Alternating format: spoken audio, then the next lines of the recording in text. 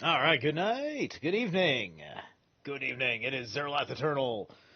All right, two more chapters to go. This and whenever the next one that I get around to for the Nine Doors of Midgard, and then I will finally be concluding this. And with the conclusion of Nine Doors of Midgard, I have to take a peek at this new box saga stuff that somebody found for me to take a look into. So I think I might be going back into doing that.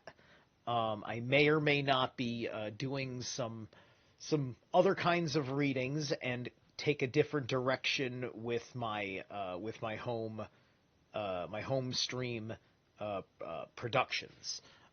We'll see. We'll see how it goes. It depends on what I tap out of this box saga.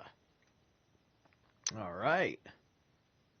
No regrets ever. Hey, how's it going? And dissolving the divide. What is a kraken? How you doing, Dissolve? Good to see you. I'm gonna put you in mod because we are friends. And no regrets. No regrets. I'm forgetting all my friends' different names in real time. Is this Trin? Let me know. Let me know. Because I'd feel bad if I didn't say hi to my old friend Trinity. I'm going to give her a shout out. She's got the Love Spiracy channel that she just got started. She's got some very... Ah, yes, there she is. Good, good. I'm giving you your shout out now then in real time. So she's got some really insightful thoughts on her hand. She's looking to build an audience of her own. She's looking to find people that can listen to her that are not like a lot of the people that she's been running into a wall with for her whole time involved with this stuff. Me and her go way back to when I was on Revolution Radio, and we did a few. I think we did a couple of broadcasts back then, and then also we had lots of conversations about how things were in the world, off air to get to know her as a friend, right? And then we had to go and do other things, but. I give you my word. She is a quality person.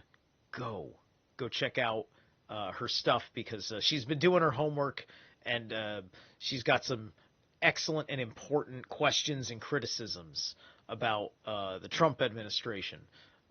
As a more conspiracy-minded, rational person who is just not buying it with the Don, right? Anyway. So, we are here for Nine Doors of Midgard. Oops. If I didn't mention before, that was Jotunheim from New Jersey.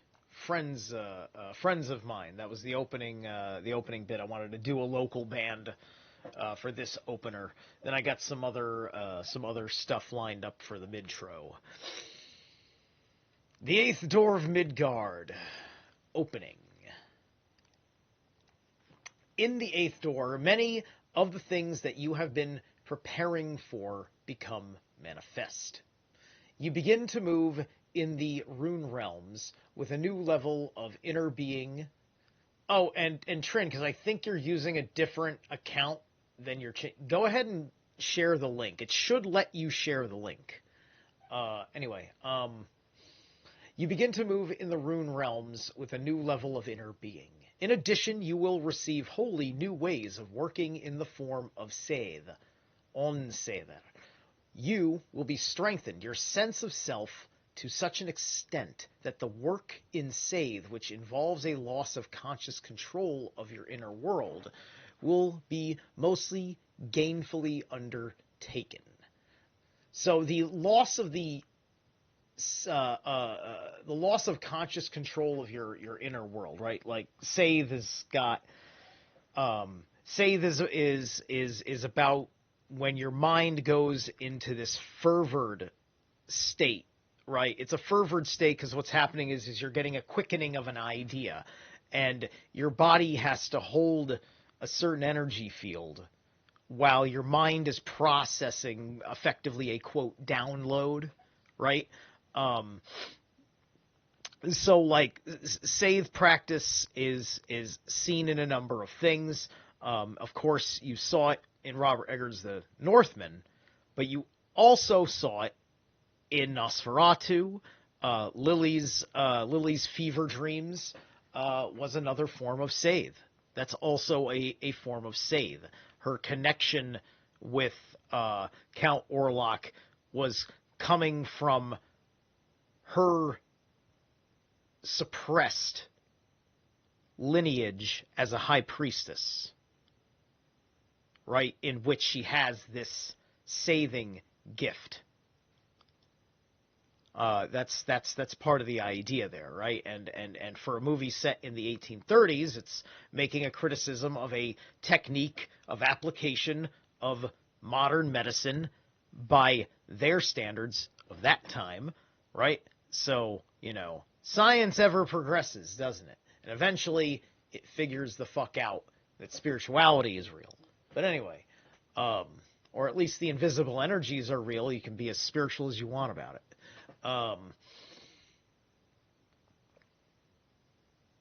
So, if the runer engages too early or too deeply in Scythe work, which can roughly be equated with shamanism, there could be an overall detriment in his or her runic development. That is not to say that Scythe is in any overall sense dangerous. It is just not recommended to those whose primary interest is in the field of Odian development of the self.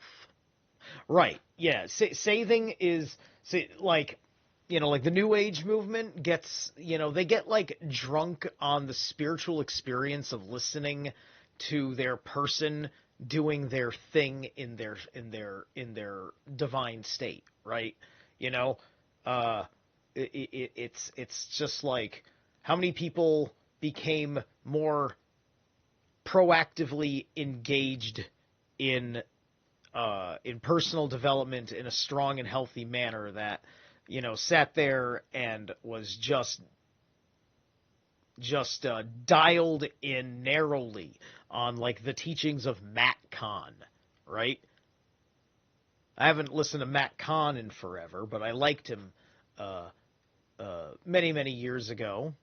But at the same time, I had to fall out of liking him because there was just something wrong with listening that much to a guy who didn't really have a freaking, like, we're dealing with, like, men of a soft nature, right? There's so many, like so soft that it comes off like, are you really that fucking soft?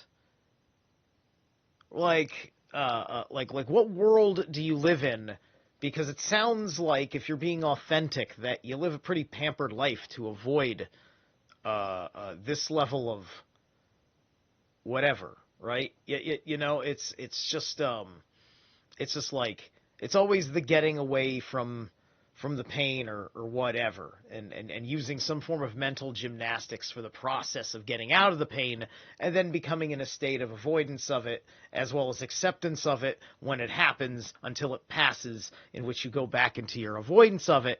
And I'm just like, motherfucker, you should be encouraging people to test themselves in their own personal development.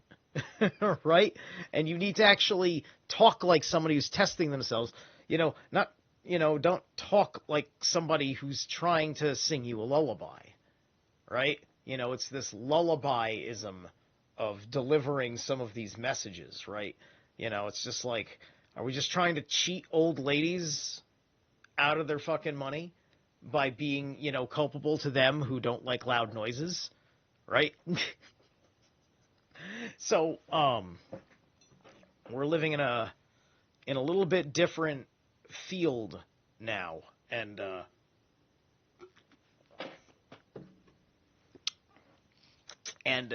I see unspoken things, and I choose to speak about them. Like, who is not helping in the essence of, men being men, to be blunt. Anyway,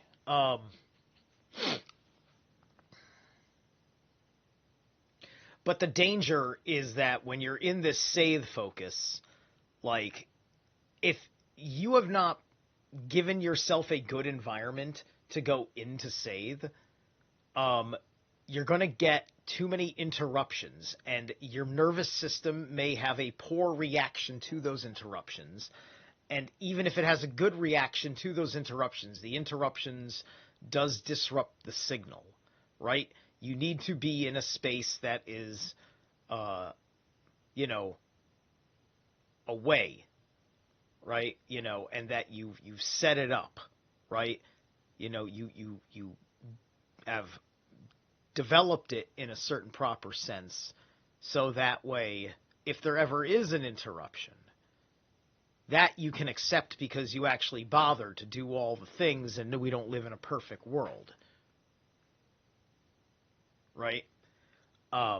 So, because, a Scythe-like state, I mean, like, once again, go watch The Northman, because the Ulfidnar Berserker hybrid ability that you see in several of the battle scenes in the movie, but primarily the ultra cool popcorn flick level fucking like raid on the on this Kiev Rus. It's the movie takes place in that is basically the Kiev area that scene in that film takes place in. The what was it called? Astragard? Garda Astra? It's the guarded kingdom of the East is what it translates to from the Old Norse or the Icelandic or whatever to the English. Anyway, that's in a Scythe state. You're the fucking Terminator. Right then and there. You've got a handful of signals on that remind you, okay, don't hurt them because the mission. Don't hurt, it's all mechanical. Right? And that's doing it under very particular pretenses because that's your war posture. You don't want to have your war posture amongst the general public. Anyway, reading. At this time, review any works that you have neglected over the course of the other doors. Also, the work The Way of the Shaman by Michael Harner may be found valuable for those with a special interest in Scythe work at this time. Daily work. The door should take about 72 days to complete. The main daily work you will be doing at this time involves the regular practice of the basic techniques of Scythe. This should be strongly balanced with the regular and frequent entry into the state of the woad self, the magical persona, in which you become aware of a hyper degree of the almost godlike character of the aspect of the self. Right, this is what I've been talking about from the other time he mentioned the woad self, right? This is in effect why Stephen Purdy has Zerilath Eternal, right? And there you go, not hiding who I am for any fucking reason. But I will get a little angry if you dox my fucking address. But you can know that I live in Greenwich, Connecticut, because I've said that a million times, and it's been relevant to certain things I've wanted to talk about, because, come at me, bro, right? Let my life become hell for the integrity of my character or something. Woad self, magical persona in which you become aware. Okay, so during the time of this door, go into the state of the woad self at least every 3 days or so. I go into the woad state every fucking day. Zerilath Eternal only sleeps when I do. Even if it is just for the experience of its power and to gain knowledge of its character. This will only increase the power and effectiveness of every other kind of work you do. Building of the woad's self. Listen, I'll put it to you this way. I live with 3 layers of the self that as far as operable in the outside is concerned. There is the private level of myself that can be revealed. Then there is the woad self, my avatar, the Zerilath. And then there is the cloak that Zerilath wears, so you think I'm just Steve. So that's how that works, right? I can take off the cloak if I'm being chill and like, oh, do we have a problem? Do I have to get magical on your fucking ass? Do I have to fucking posture up? Right? Then I take off the cloak and I reveal myself. It's kind of like in not Game of Thrones, American Gods, with the manner in which you see the gods in different contexts. Especially the way you're looking at Odin, Mr. Wednesday, in different depictions, including, the one time in the short-lived series you got the cool depiction, which was Mr. Wednesday in full Odinic garb because he's having this big deific council meeting, which somehow was like, I guess, some sort of a dream that Odin didn't have. Like, it was weird. I don't know. It was weird because they had the scene, and then when Moon, Silver Moon, whatever the hell his name was, fucking asks Mr. Wednesday about it, it was almost like it just didn't happen. Like, so it doesn't even, I don't even know where the fucking scene fits in the continuity of the fucking story. There were things that were a little bit fucky with the way that show rolled out, despite loving it. But, it's just irritating to think about, and now looking at where things have gone and where Neil Gaiman is at in his life. Ugh. Whatever. So anyway. Building of the woad self. Construction of the magical persona. Part 2. The next step in the basic runic process is the unification of the everyday self with the self-created quasi-physical and mental bodies of magical purposes.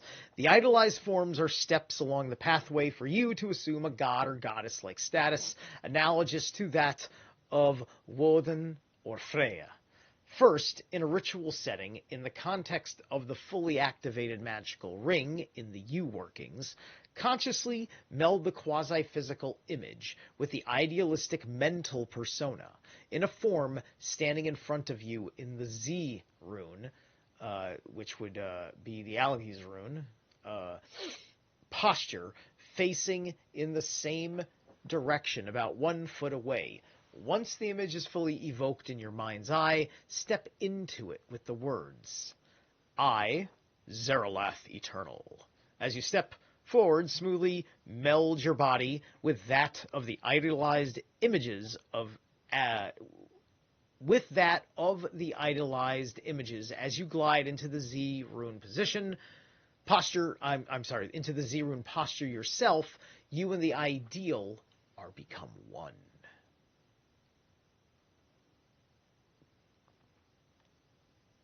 So this is the ritual work, right? You go through the process, the acting out, almost like the practice, if you will, right?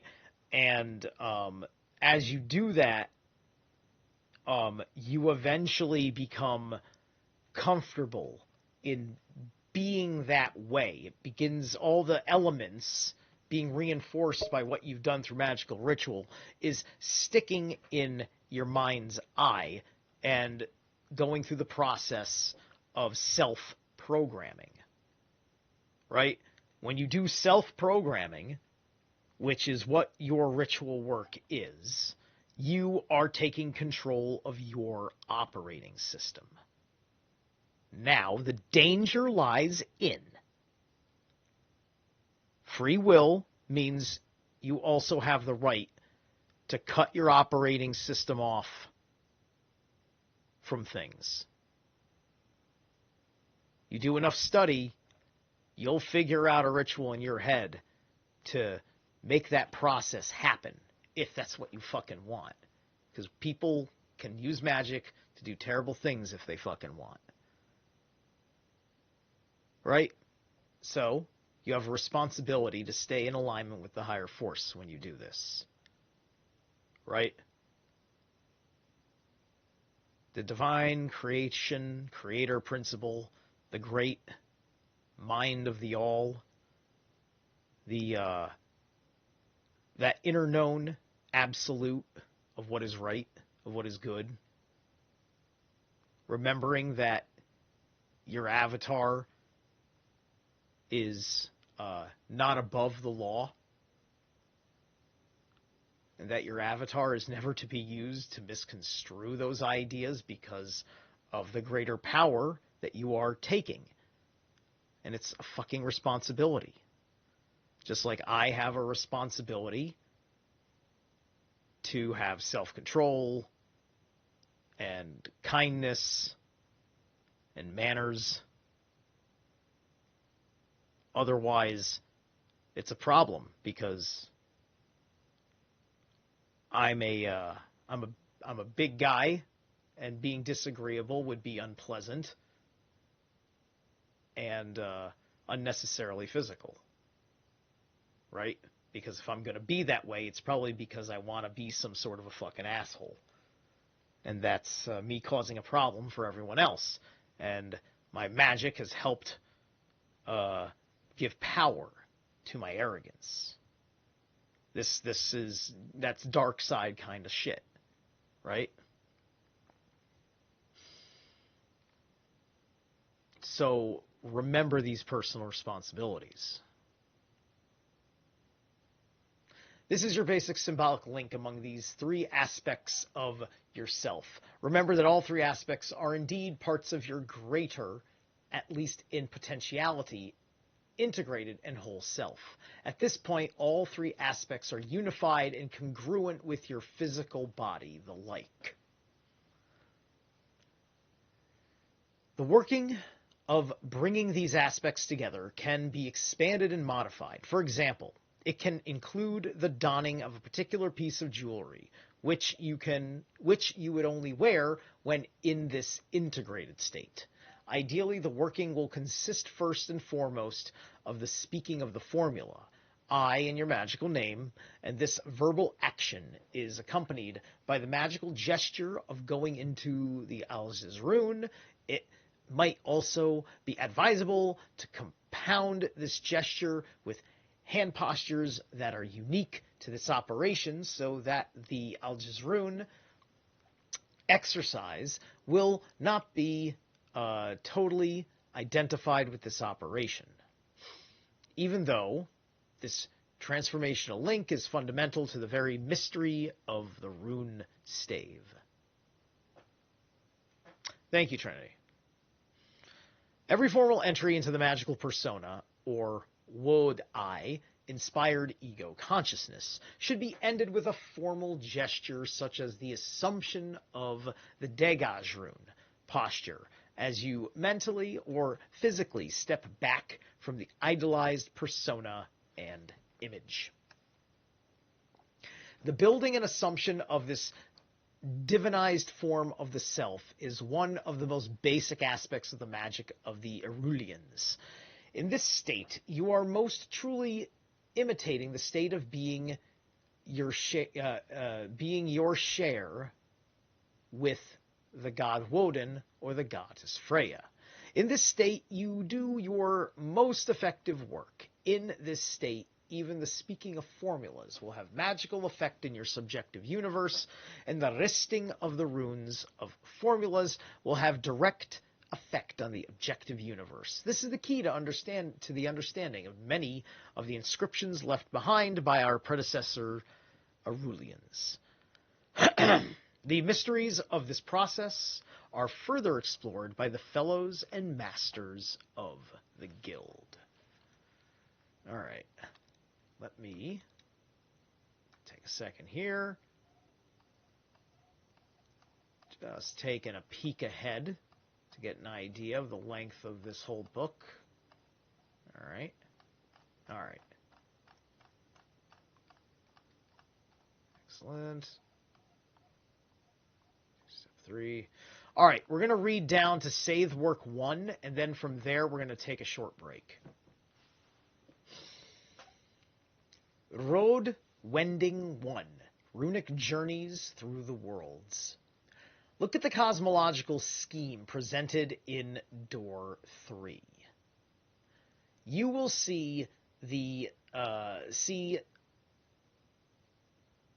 that there are 9 worlds or realms of being, and that these are connected by 24 paths or roadways.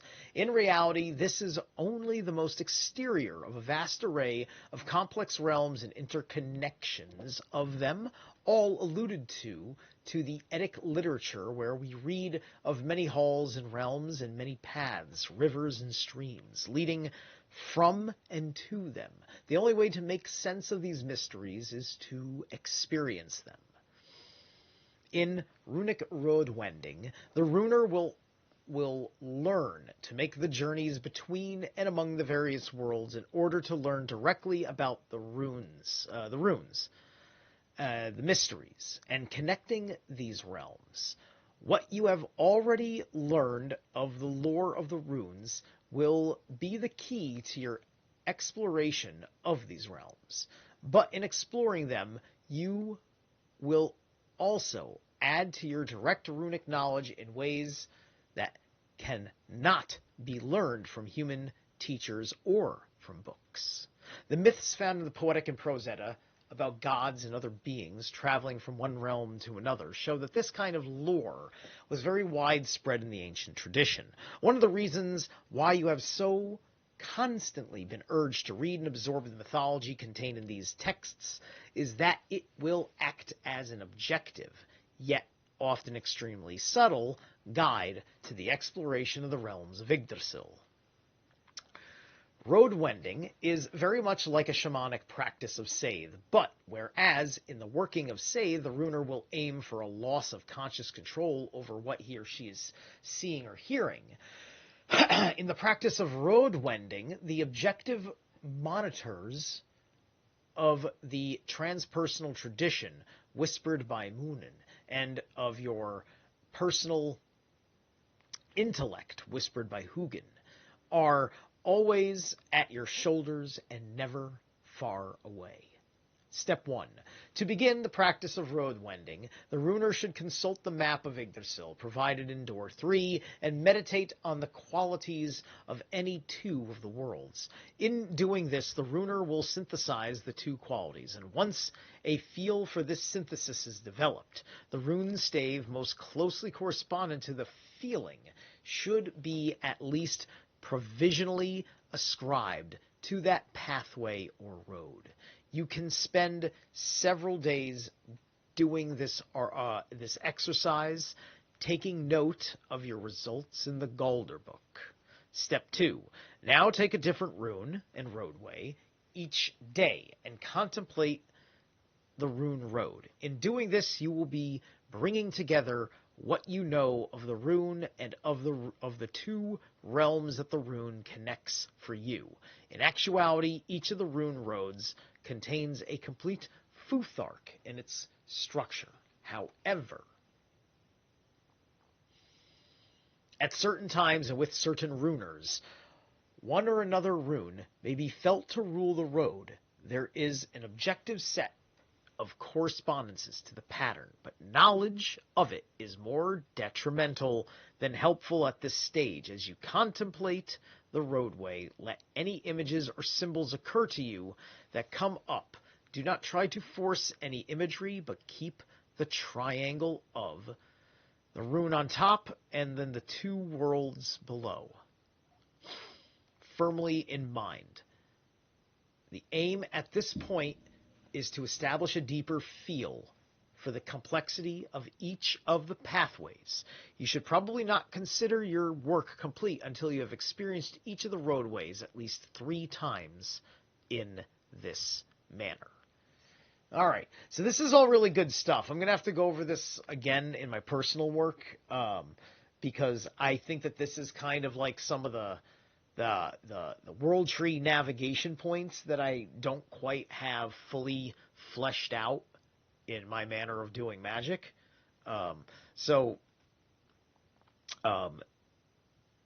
This guide is going to be quite excellent for it in that manner. So, we're going to take a short break. So I've done like I said, I did the Jotunheim thing. That's a local boys. So now I'm going to do something gnarly on the international level. So I have picked Into Embers by Allegian, I think is how they pronounce it. Enjoy.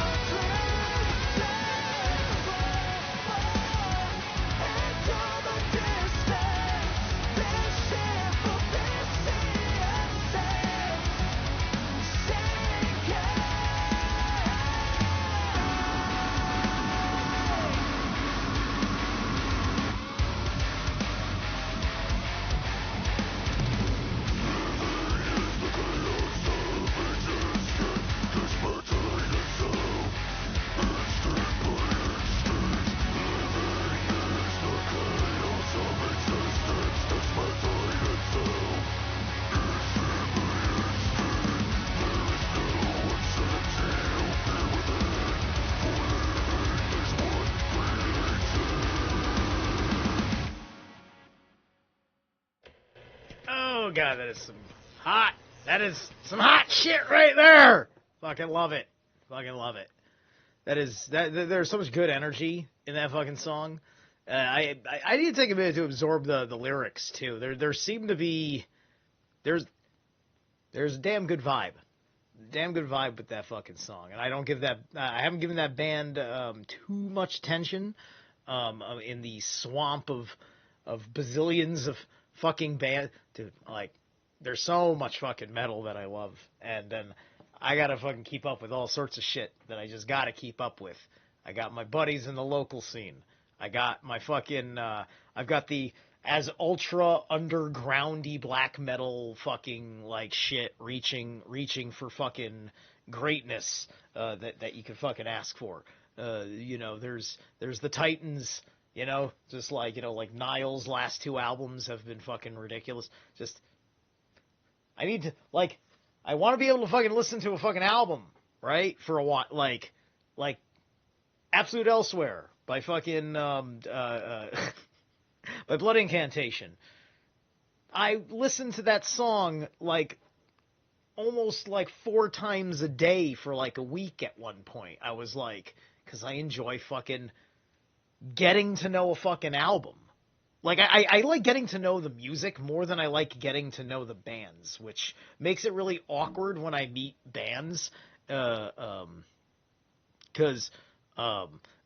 like, I'm like, this is awkward because I don't know them, right? Like, I don't even know this guy's fucking name right now. I just know that he's the dude from Aether Realm. Right? This is how ridiculous it is.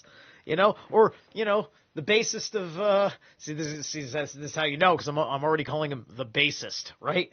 The bassist of Tyr, right? I took my picture with him. I can't remember his fucking name right now. He's a legend. He's a fucking legend. But anyway,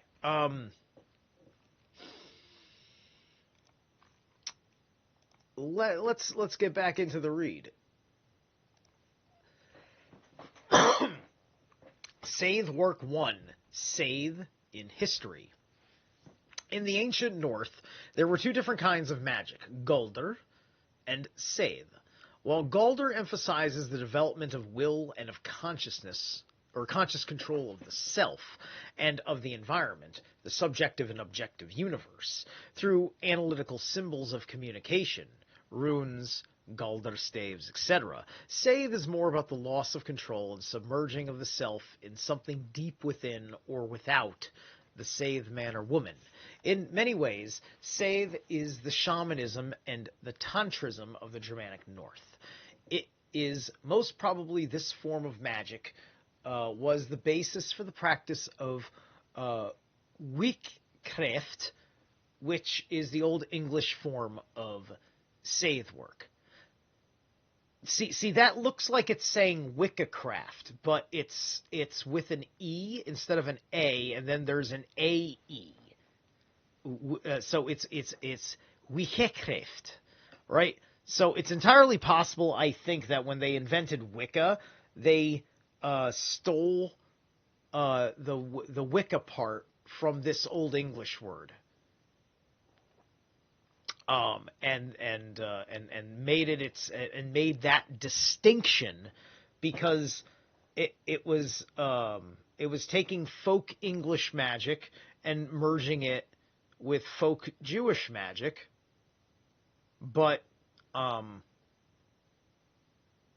it was also bringing in Kabbalism.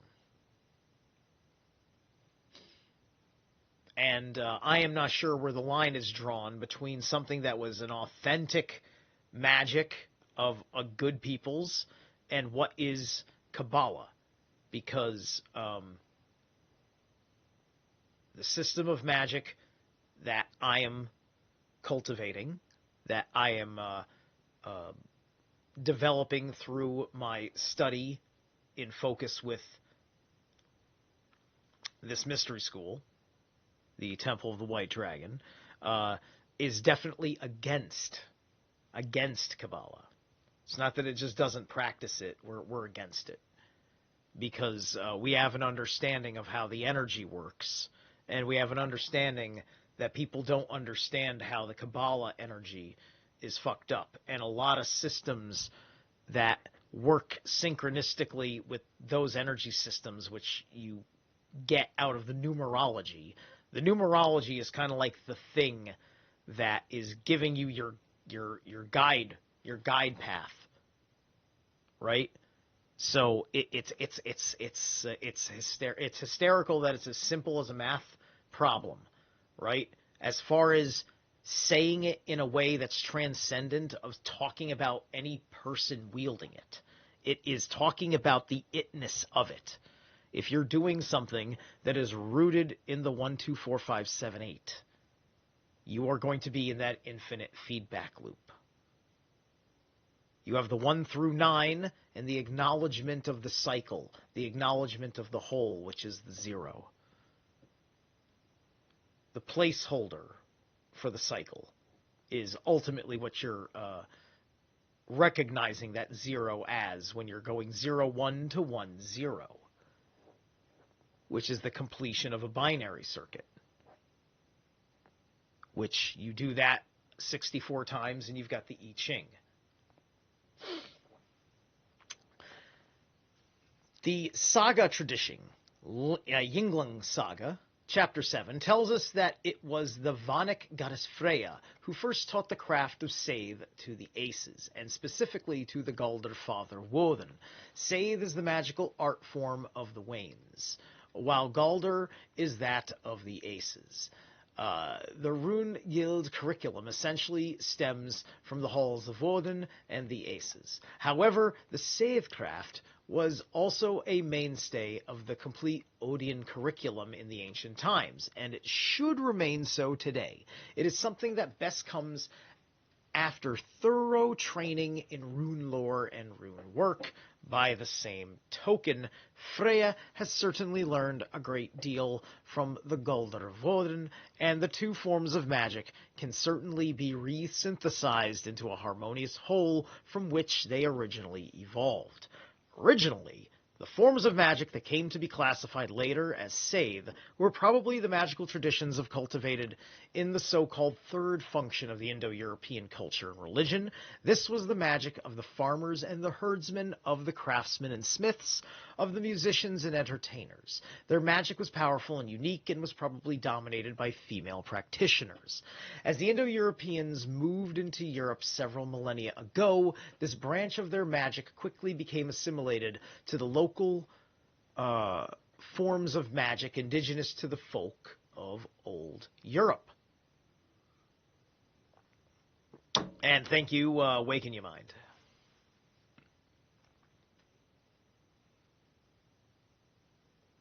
The runic system of the Odian Arulians took this kind of magic into account and learned it. Hence the myth of Freya teaching Seidr to Woden. The runic system incorporated the doctrines and practices of Seidr into the structure, and it always formed a part of the curriculum of initiation into runic mysteries. In later pagan times, that is in the so-called Viking Age. The practice of Seidr developed a reputation for being shameful or unmanly. This probably stems from the fact that control is an important part of what it means to be virtuous or manly in the mindset of the heathen Germany. Right. Since the practice of Seidr involves the loss of control, it came to be seen as shameful. Another reason why this form of magic could be called unmanly is that it sometimes involved ergi, or passive anal intercourse. But that was not prevalent enough to give this reputation to the whole school of magic. Right, like an ergi is basically, it's somebody who's gay or bisexual, right? It's just like, there is truth. There's truth to that. If you've got if you have a guy who can get into an emotional state about things the way that a woman can, right? Then they become of Seidr, right? They can get into that fever state, right? Um, you know, for me, I would, like, I like to imagine that there's different degrees of Scythe, right? Like, I don't do much Scythe, right? I am putting myself in more of a Galder disposition, right? But I do have a Wotanic consciousness, right?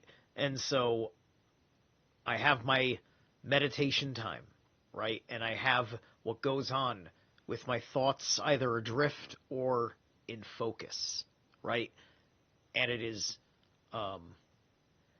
so good, right? Because if I set my alarm for 27 minutes, and I'm 27 minutes in silence or something, that's a good long time to let a goddamn thought run its course, and the only people that can hear it is my whole psyche and the mind of the all. That's it. The negative reputation of Scythe was a late development, to be sure, and probably one that shows the breakdown of the true heathen culture under pressure from socioeconomic pressures from the Christian South. Why is it always Christians in the South? Am I right, guys? But anyway, it's like they're little demons coming up from hell. Even though you actually come down from hell, but you would have to know the Bach saga to get that joke. But anyway, I don't want to say that, like, that might be making a certain correlation based on assumptions of motivations behind historical observations that were being made, especially if it was being made by the Christians.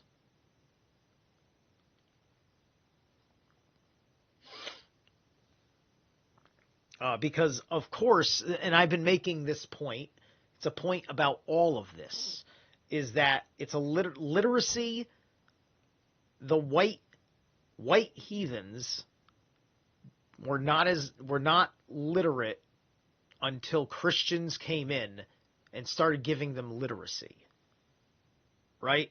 And most of them, unless they were the king or something, didn't have that literacy unless they were getting sucked into the church. But not every church was, like, there were different manners in which they were doing things, because the church has changed its modus operandi of its sense of self as a collective continually over the years, because it must uphold its belief in itself, and it needs its collective to do that, because they've built a whole world, and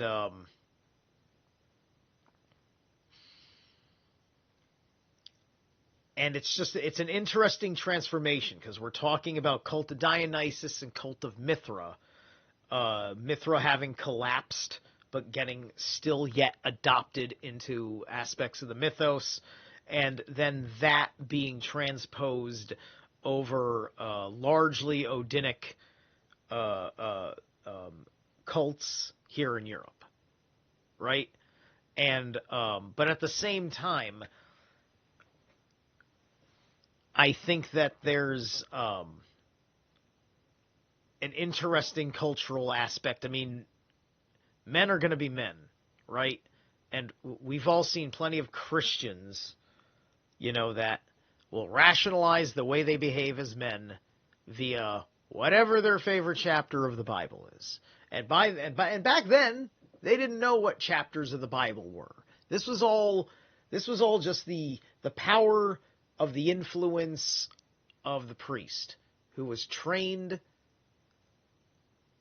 to tell people that the church was one thing, to trick them into trusting it, right? Loki is as much a commentary on the church, especially when it comes to the Ragnarok, than he is of anything else, right? And this is why you don't want to do Thursatru. You're asking for your whole world to collapse to an enemy that will rob you of your roots.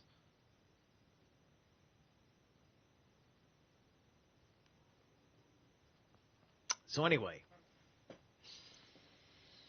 when the days of conversion to Christianity did finally come to the craft of Scythe, and the magic of Freya was singled out for the harshest persecution, it is mainly for this reason that so little of the traditions of Scythe have survived. What was survived is mainly that which took refuge in the Odeon tradition. There it lived on until now it is in a position to be reborn in its own right. Scythe has many things in common with what is practiced as neo-shamanism. The recent upsurge in interest in the shamanism of exotic peoples may essentially be rooted in a re-manifestation of similar interests inherited from our ancestors. If this is the case, then it might be a good idea for us to investigate our own ancestral forms of magic, to seek within before running off to find an exotic solution. In theory, traditional Scythe rests on 3 pillars. 1. Trance, loss of conscious control of mental process. 2. Slumber, loss of radical alteration of data coming in through the physical senses, sleep of the body. 3. Rhythm, use of the rhythmic beat to ride while doing Scythe work. Certain actual techniques of Scythe will make more use of these features than others. There is really a whole culture of Scythe work waiting to be reawakened, a magical culture that includes forms of song, dance, symbolism, ritual, and religion. But that is not our purpose here. At this time, the runer will see why the blessings of Freya, blessings of Freya might have been so important in asking her to teach you the craft of Scythe. Here, help will prove invaluable in the lessons you will learn directly from her and her friends. In this store, we will cover exercises in the 3 basic forms of Scythecraft. 1. Soothsaying or divination. 2. Faring forth or traveling in other realms. And 3. Love Scythe. Sex magic. Oh boy, oh boy. The first 2 of these will be outlined under the heading of basic Scythe work and will not be distinguished for in this program. The major use for faring forth into other realms will be soothsaying. Basic Scythe work. 1 second. Let's take a look. Basic Scythe work, love Scythe. Okay. It's a lot. A lot. All right.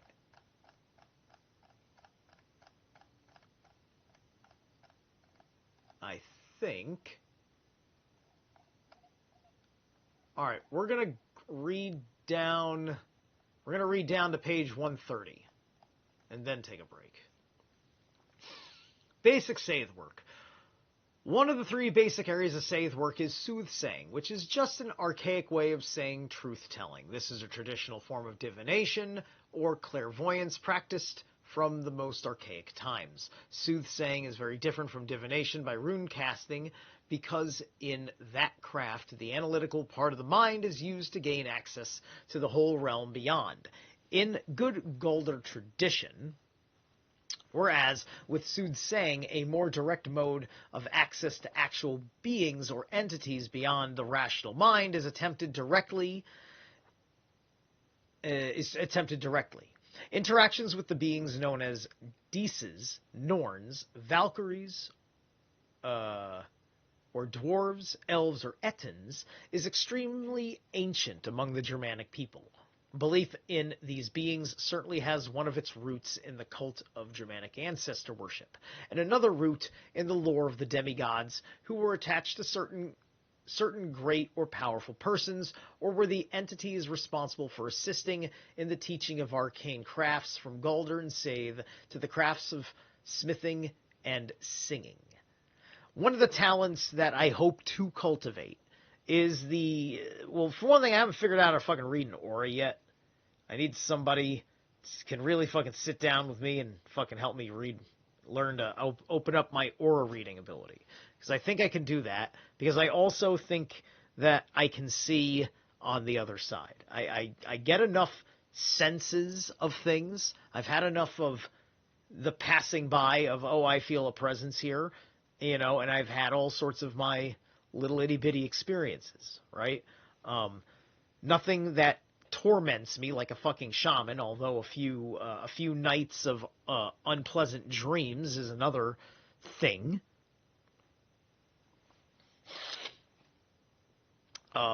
But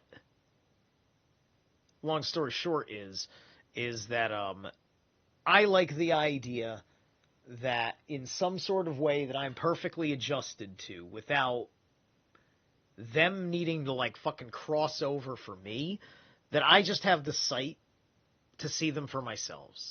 That's all I need, is the sight to see them for myself, and I can handle the rest. Right? Because I don't want to know all the time. I want it to be highly filterable, right? I don't want to be just like living in a mushroom trip. But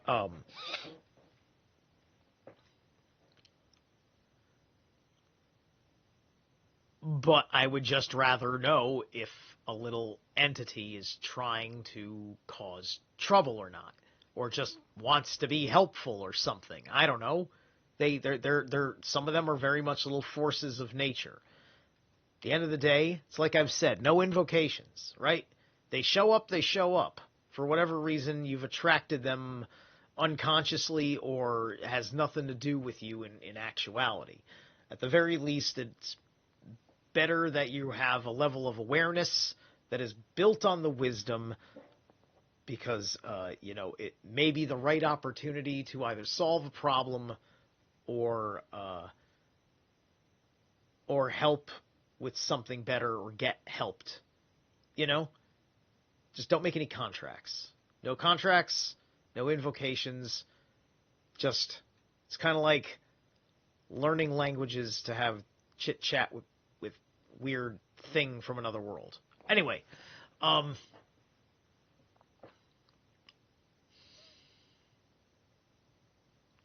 okay, so let's see. Belief in these beings. I think I might be reading. Wait.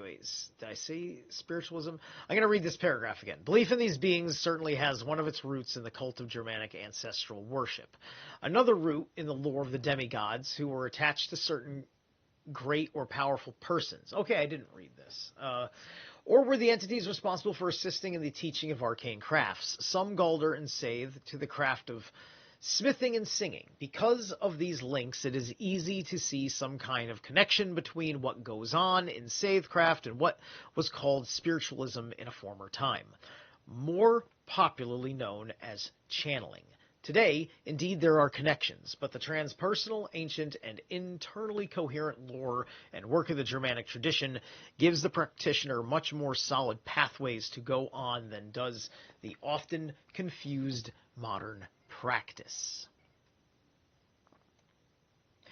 One of the best examples of this kind of soothsaying is given in the saga of Eric the Red, but hints and references to this kind of Scythecraft is found in many places in Icelandic literature.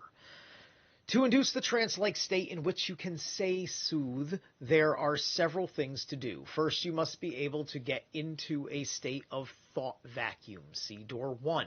Relax your body totally. Relax your body part by part, working from your feet all the way up to the top of your head. Visualize yourself in a sphere of gentle reddish-pink light.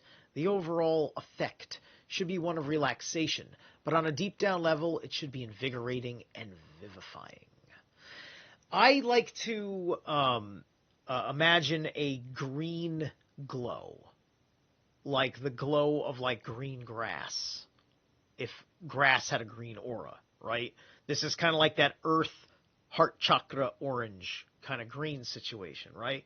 And then that's kind of like that energy field is charged pranic air for you to breathe in as you accept more gravity holding you down to the earth, putting your body into a nearly catatonic state. Like, I'll sit there, I'll lay down in Shavasana for like 27 minutes, which reduces to 9, right? So that's why it's 27 minutes and not 30.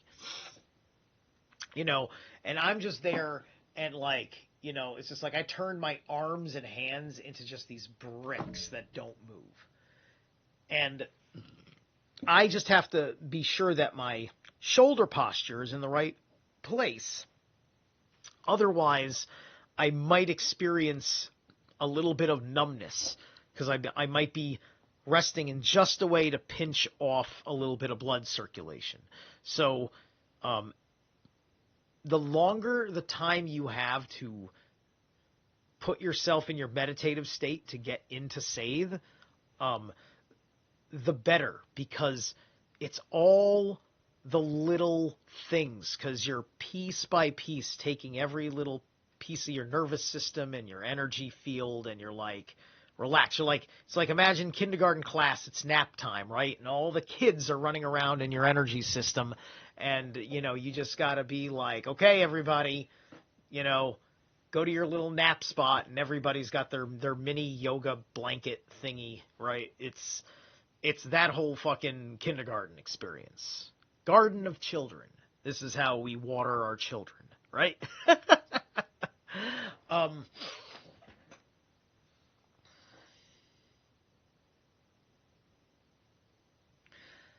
After practicing this a few times, renew some exercise and concentrating your will.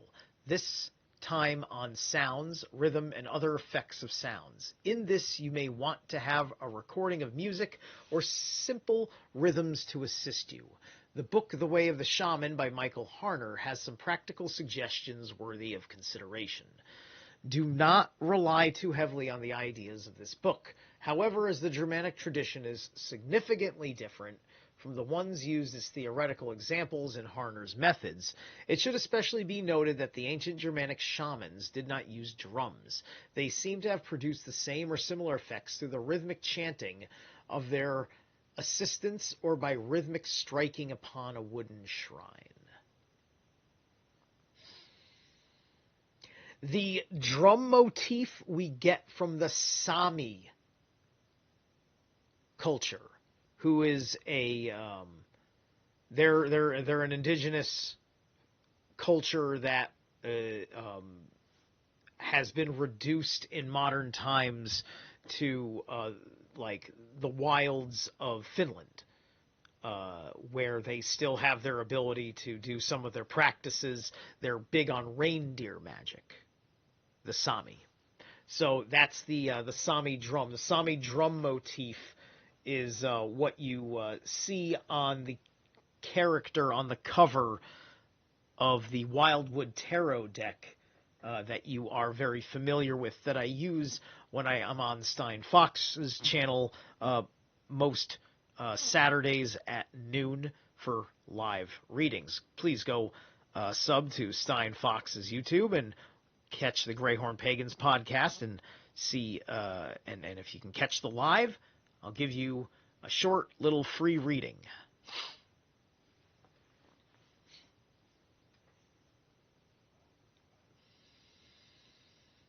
The next step is designed to help open the doors between the Sathe man or woman and the natural world, to bring the runer into tune with natural things outside his or her consciousness. To do this, the runer should gather 6 things.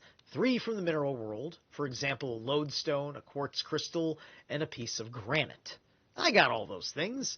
And 3 forms of vegetable world, for example, a branch of evergreen, an acorn, and a leek.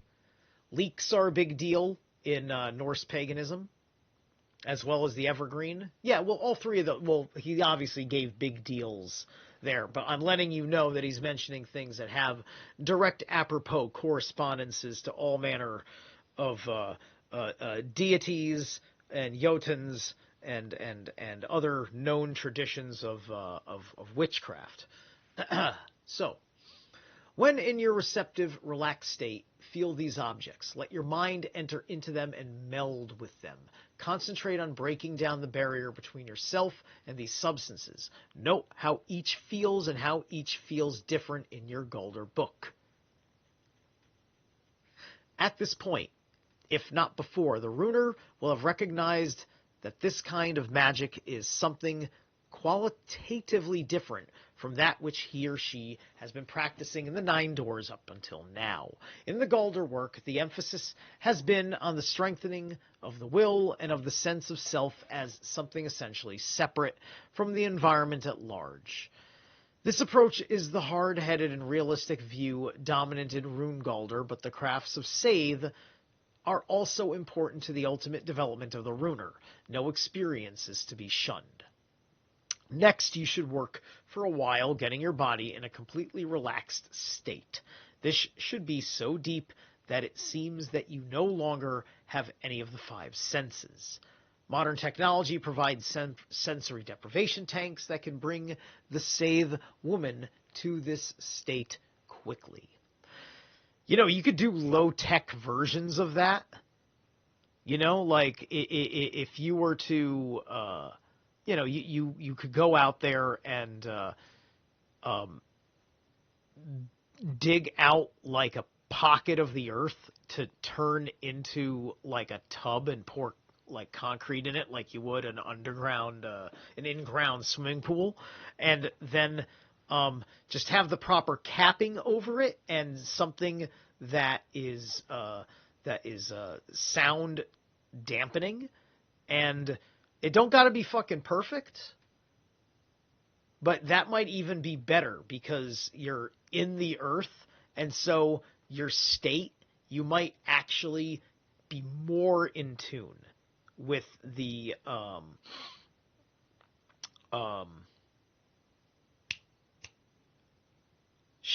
the frequency of the earth. I'm forgetting the name of it, but the frequency of the earth. Schumann, with the Schumann resonance.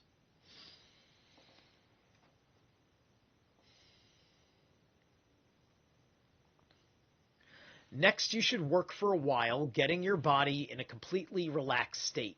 This should be so deep that it seemed that you no longer have any kind of five... I'm sorry, I'm already reading all this. One of the ancient techniques was to cover the head with a hood, really a kind of bag or sack, which covered the whole head. This may have also regulated the intake of oxygen, such that a trance state was more easily achieved also. Interesting. In this regard, it might be noted that in ancient times, the onset of a yawning fit was a sure sign that the Scythe man was about to enter a Scythe slumber. A yawning fit. I get it. I get it. I've done yawning fits right here on this stream. All right. So, we're going to come back with this. So now we're moving in to my third pick of the night. So for this one, I have grabbed Obscura's When Stars Collide. All right. We'll be right back.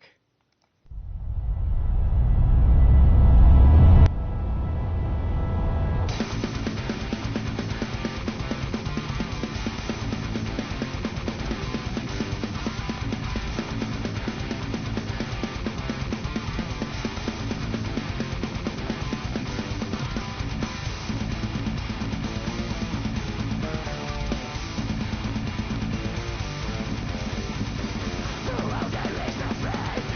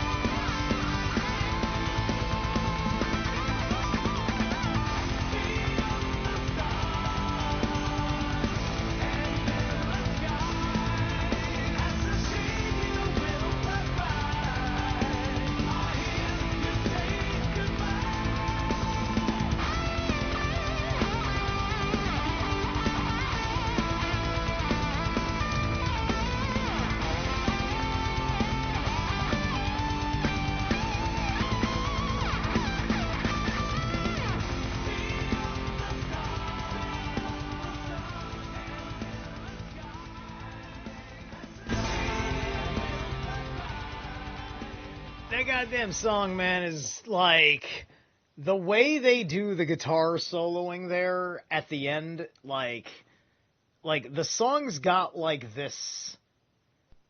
It's like a different level of power metal, right? It's very like power metal, but it's got the visceral chops of like a Swedish death metal kind of thing, right?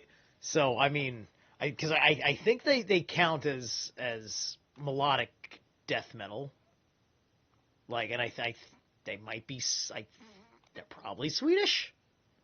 I don't remember where Obscura's from, but anyway, so that's when stars collide. Fucking sweet, gnarly little song. All right, so. All right, they say the slumber. So what was I? Was I right here? Is that it? Yeah, that's what it was. Okay. Okay. I am back. Everything's good? Good. All right. So to continue where I cut the section off, let me. Oh, you know what? Let me angle that so you guys can see all the letters and all the words. There we go. Okay. Once you are satisfied with the level of trance or saved slumber you are able to achieve, let the stream of thought open between your conscious mind, your who, and the receptive mind, the mine, right? So the who and the mine are Hugin and Moonin. That's your thought and memory. So this is about operating the input-output center of your consciousness, your working left hemisphere, right hemisphere of the mind in accord. Okay? So it should be as if the mind were a reflecting pool for states of being beyond your realm, or Midgard. Let the mind reflect from above, below, and all around. Your work with road wending will be of indirect help here. Spend one day allowing the mind to reflect from one direction and another. From another direction, feel which realm you have the greatest affinity for at this time. Is it Ettenholm, Dwarfholm, or Elfholm? Spend most of your time reflecting in that direction. Concentrate on the ability to make conscious the things that are received by the mind. Now, actually allow yourself to feel as if you are either ascending to Elfholm above, or descending into Dwarfholm below, or going out into Ettenholm. Do not think that sinking down into Dwarfholm is in any way dangerous or negative, or in any way more dangerous than any of the other destinations. There are lessons to be learned and experiences to be had in every direction. Note that neo-shamanistic practices usually involve the descent of the shaman, while modern channeling usually has the channeler ascend to do the work. Okay, good distinctions. Saved work is multi-directional and realizes the benefits to be gained from all the worlds. Well, saved work is a blanket Old Norse term for all. This is just divination, right? But it's understanding divination through the primal knowing of the saving process that you are in. You know, so forgive me if I still think that Daryl Anka is actually channeling something. So anyway, by this time, you have been quite well trained in the exploration of your own self and your own tradition that you can critically study and use the literature of neo-shamanism and channeling with benefit. This last part of the exercise is what is known as faring forth into other realms for purposes of save. In this exercise, we are only using this technique for soothsaying. However, it can be used for a variety of operative ends for those who delve deeply enough. The last exercise in soothsaying for this door will be to allow yourself to speak to some entity in the other realm and to report what he or she says in Midgard. To do this, you allow yourself to rise higher and higher into Elfhome, or to descend lower and lower into Dwarfhome, or to go farther and farther out into Ettenhome, or to journey in some other way to one of the other realms that you have learned about in the lore of the worlds. Once you find yourself at a certain place in that world, a door, gate, cave, opening, or some other kind of entryway will present itself to your mind's eye. At the same time, beings in that world will approach you, see them, interact with them, attempt some form of communication. They may or may not be able to communicate with you verbally. It is more likely that images, sounds, and feelings will pass between you. If one of these beings presents itself as your warden or guardian, make friends with it. Exchange gifts of love and fellowship with it. Try to find out its name if you can. At this time, you may want to return to Midgard, but if you feel very strong and drawn to do so, enter through the door of other openings before you in the company of your warden. Ask your warden questions, let it respond to you, and try to communicate these in Midgard, leaving a tape recorder on in the room if you are working alone is a good idea in these exercises. In this way, you will be practicing the most basic form of true soothsaying. Another form of soothsaying can be worked with the help of a bowl. The blessing bowl can be used for this, but you might want to have one especially given to this purpose. The bowl should be about 2 inches deep and at least 6 or 7 inches in diameter. Most traditionally, it will be made out of ash wood. Put water in the bowl and strew some herbal yarrow in the water. When in the receptive state, gaze into the water and allow images to rise up. As these do so, communicate them verbally. A note might be added about the word warden. In English, we have the word warlock, which comes from the Old Norse term varðlokur,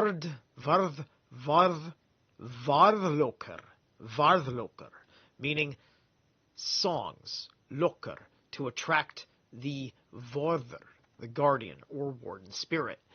Then this word became attached to those who sang these lokur, or practiced the craft of attracting and communicating with these varðr. This work is deeply rooted in our tradition. These exercises are valuable in themselves as ways to open yourself to the work of soothsaying, but they are also valuable in preparation for the work of sitting out, or utiseta, which we will see in the next and last door. Love save. This kind of save is something that some runers may elect to forego. It is not for everyone, and besides, it is something that lies outside the technical field of operative runology, in that rune staves per se are not necessary to its practice. However, in love save, there are indeed great runes to be discovered. Otherwise, Woden would not have sought out knowledge of it from the goddess of the Wains, Freya. The idea of using sexual activity and symbolism of that activity in magic is probably as old as humanity. There is something intrinsically and universally powerful about human sexuality that goes far beyond its natural function of reproduction. In this, as is other, even more obvious areas, humans exceed all other animals at an extent that must be called non-natural. The oftentimes unusual aspects of human sexuality are further indications of the spiritual character of the species. The use of the power inherent in this aspect of the human here and mind is often alluded to in the traditional sources of Germanic lore. Here in mind or ear in mind? kind of, I don't know, for some reason I wanted to really say ear despite seeing the H there. In the runic tradition itself, it is referred to darkly in the Havamal in 164. That 18th I know, which I never make known, to a man or a man's wife. Anything is better than if one knows it. This belongs to the last of my lays, but only to the one in whose arms I lie, or else who is my sister.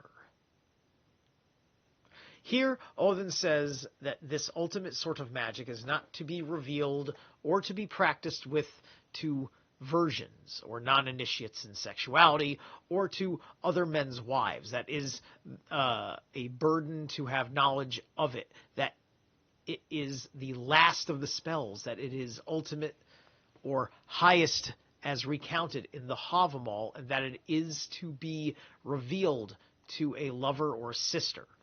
This sister may be interpreted as a biological sister. After all, Freya and Freyr were brother and sister, but also lovers, or an initiatory sister, a fellow runer. Right. Now, understand that Freya and Freyr, as brother and sister, as deities, they have different rules than human beings, right? Because the personification is a problem.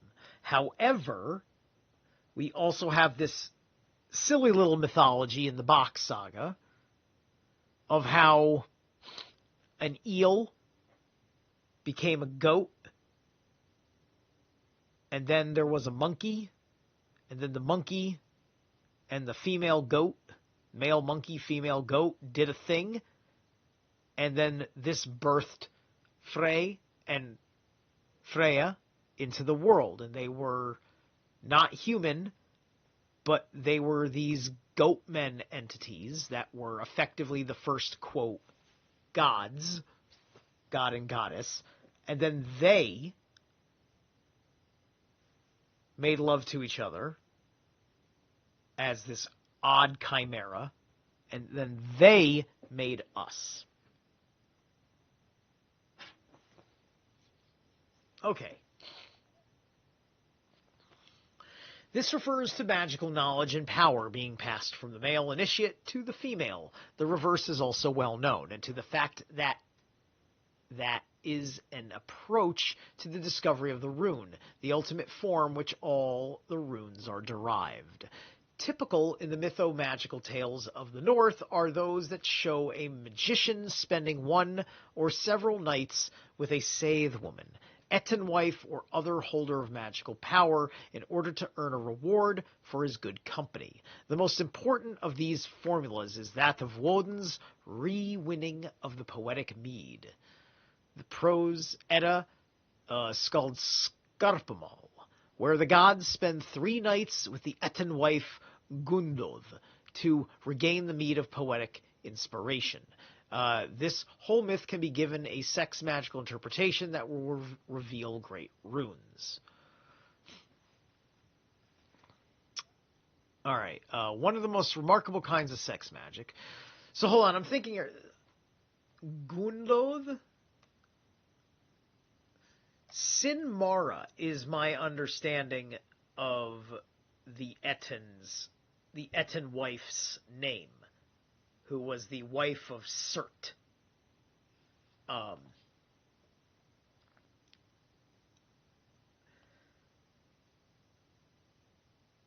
Gunloth may have been the Jotun that took it off of the Dark Elves' hands and gave it to Surt to hold by Sinmara. Unless Sinmara also had the name Gunloth.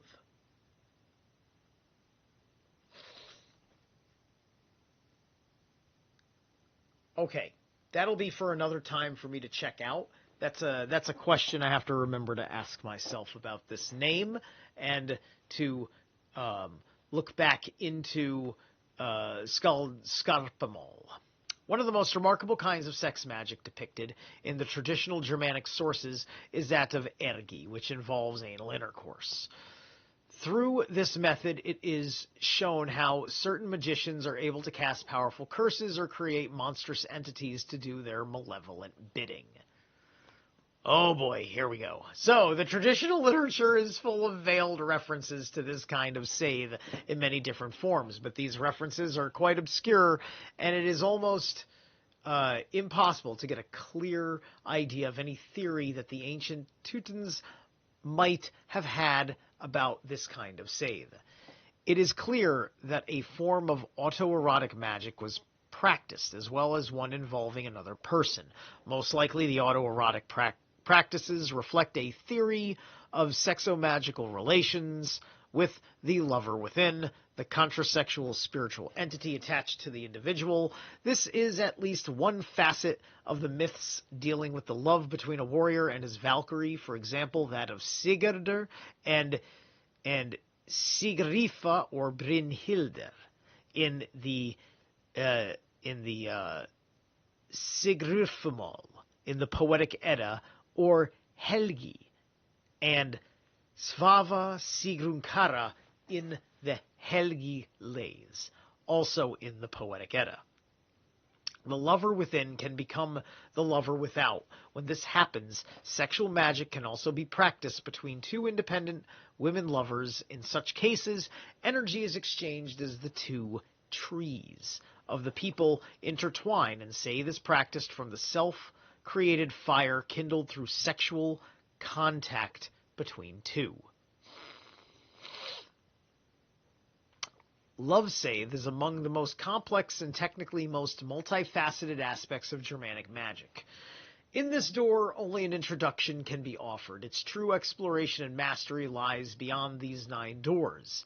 In the 9 gates of hell, at this stage, the runer is advised, if he or she feels inclined, to try this kind of scythe, to become familiar with the practice of sexual magic from a historical perspective, and to begin pragmatic experiments in this area. It should be remembered that it was the scythe of Freya and the lore of that kind of magic that was most vigorously suppressed by the church in the north.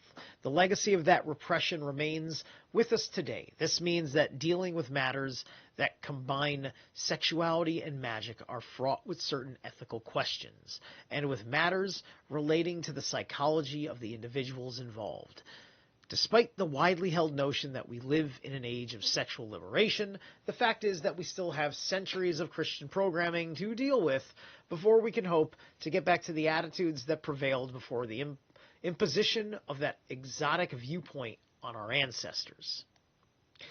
I'm assuming that this book was written before studies arose proving that anal sex is bad for your health in very obvious, straightforward ways.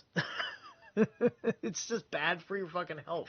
I mean, doing it once in a while, obviously. There's plenty of people out there that are fine, perfectly healthy, but they don't do it all the time. You know? We'll see how things go with certain types of persons, right? But, you know, this is all tied into the Fauci grift, if you must know. So, realizing the importance of all this is essential from a pragmatic standpoint, because if these ideas are not dealt with now, they will only interfere at a later time. Pragmatically, the main thing about love scythe is that it works on the basis of sexual energy or arousal. The higher the level of sexual excitement, the higher the level of energy available to the scythe man or woman. I mean, this is also, by the way, the other thing is because they're talking about, in the earlier thing that I read here, talking about how there's a certain kind of magic that needs the anal. It's kind of like, okay, you do vaginal sex to create, like, life, right? To create a living person. So it's kind of implying that anal sex is how you create monsters, right? You create, like you birth evil into the world by planting your seed in the wrong realm. Something to that nature. So isn't that the way that men have the most intense O's? Which way? Because I'm going over several things, and are we talking about the ergi? Are we talking about ergi as defined in this book as the way that a guy gets the most intense O? Because it's like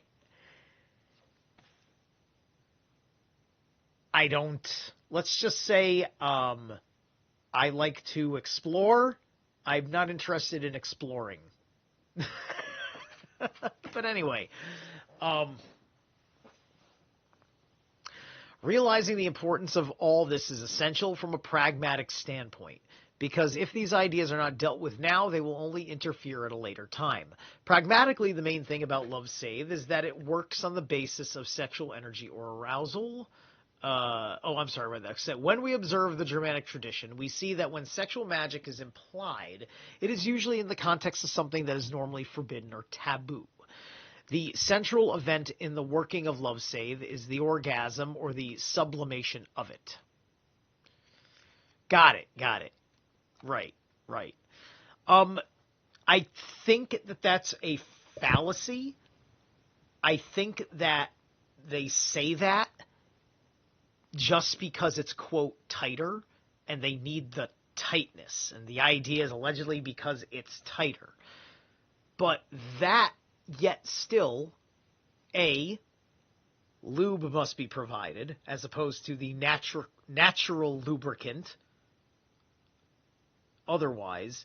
And B,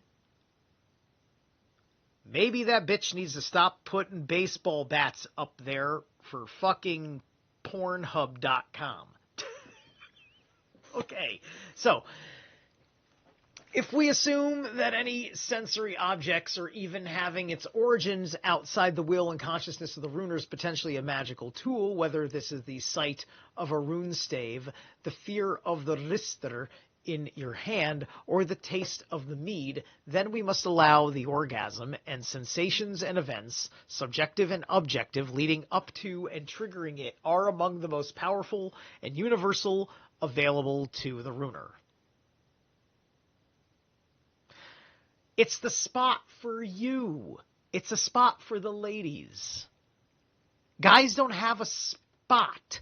We just like the way it all feels all over the dick. All right? That's the secret to why guys like it so much. It's just, there's something great about the feeling of all the squishy and ooziness of the whole thing. It's just so great that it's too creepy to fucking talk about in public company on a PG-13 or something. I don't know. I'm technically rated R, I suppose, but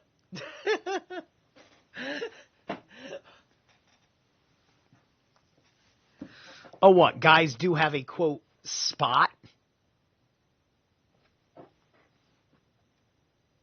Well then if there, I don't know. I suppose that there's a spot, but it's like, maybe they'll talk about the spots for men and women in this book. Anyway, if we assume that any sensory object or event having its origin outside the will and consciousness of the runer is potentially a magical tool, whether this is the sight of a rune stave, the feel of the rister in your hand, or the taste of the mead, then we must allow that the orgasm and sensation and events, subjective and objective, leading up to and triggering it are among the most powerful and universal available to the runer. Right. And, this can get into the aspects of understanding that in the lower arcana, the wands and the swords are masculine. And thus, the symbolism of women in any of those cards has a certain significance. And then cups and pentacles are feminine, right? Because fire and air are rising forces, and water and earth are falling elements, and the allegories of procreation operate alchemically in this manner, in which seed is planted into the earth and watered. Then it is heated by the sun, and the whole process is set in motion by your will, which is the fifth element, as you move the ethers. All right? And so that's how you use all five elements to create life.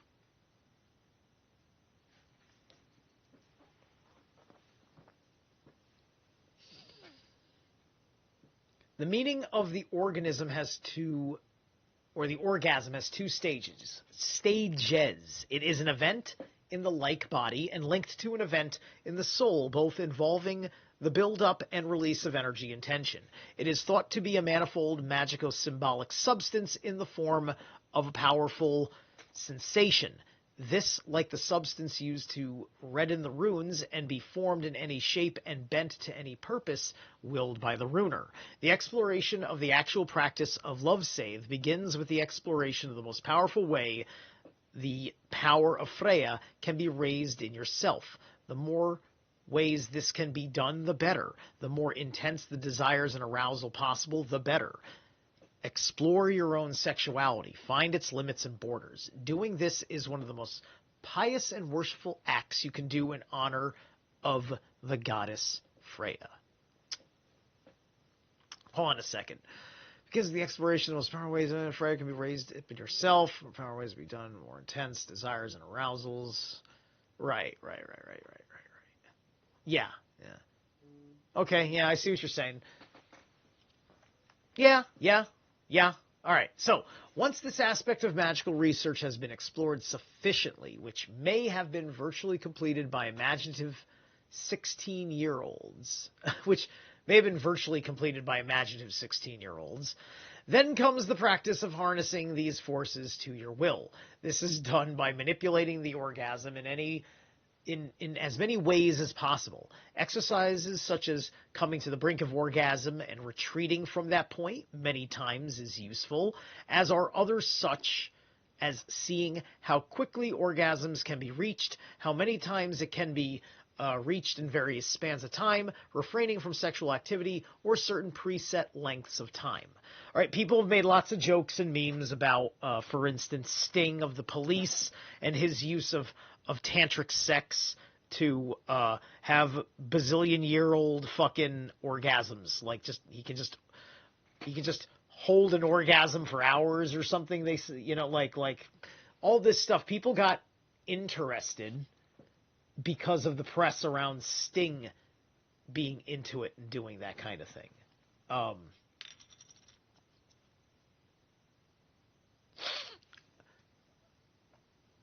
And I have also experimented with this, bringing it to the brink and then retaining it. And there's a couple of excellent, including a very recent one of Robert Sepper documentaries. It's one of two or three that I've seen him do of his recent works that cover a great deal of tantric sex, pranic sex, getting into talk about a lot of Eastern traditions, talking about your Jing, as well as what yin and yang energies are really like. So if you want to dive into this in a more academic sense to get further ideas, I would watch any of the Robert Sepper videos on this subject. Okay. On the level of inner world love save is closely bound up with finding and dealing with the fetch lover within. The fetch, or Valkyrie. Okay, I get it. So it's a choosing situation. This lover is the counterpart to your own woad self or magical persona. Your mundane or like self will act as an agent for bringing this lover together with your woad self, eventually leading to a synthesis of all three, right? So your fetch lover, right? Okay, so this is your high fantasy. I have I have um I have courted women by calling them my Valkyrie, right? You know, it's just like when you become a heathen, this is the stuff you start doing. You start calling women Freyas and Valkyries, and or my immortal inspiration. If if you're calling up Idun,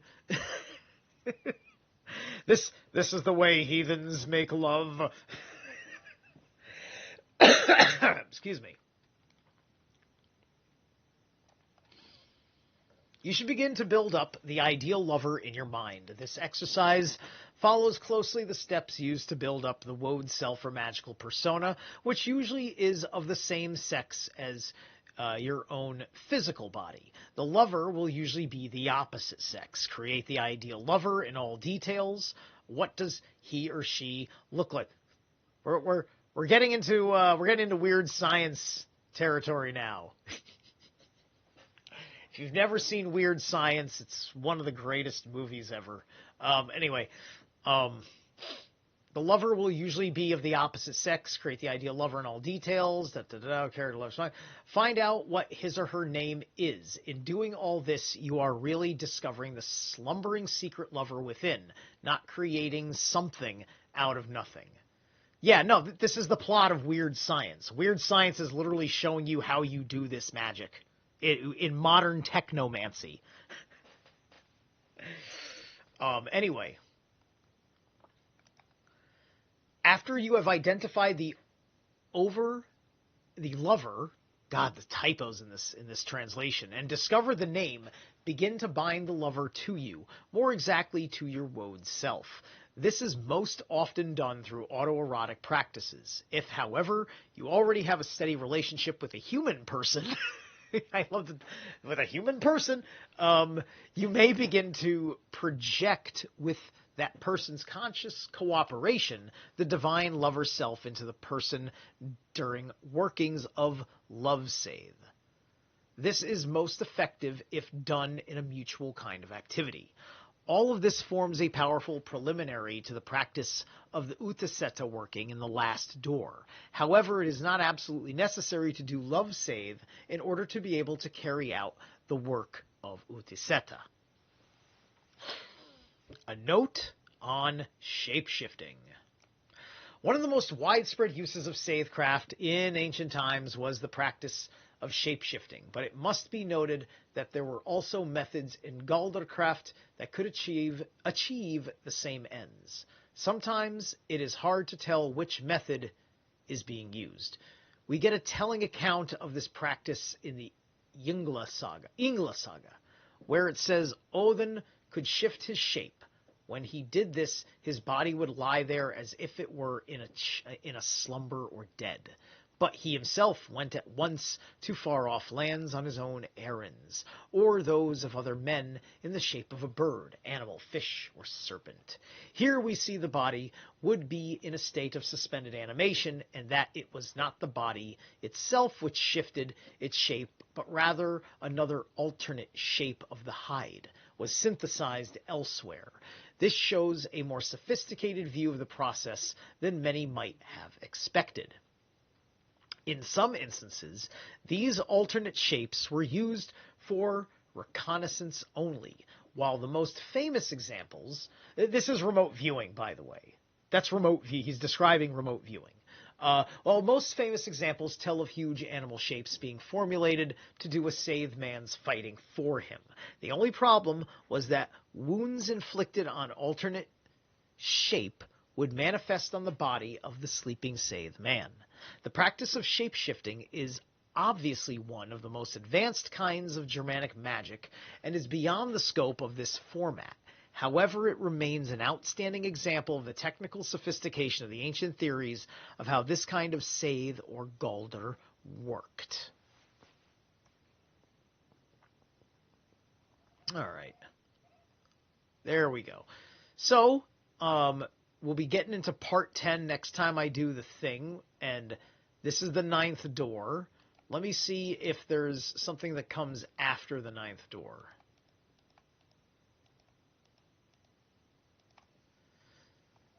There's an appendix, okay. Right, the appendix was probably something that I didn't want to jump to that got cited throughout.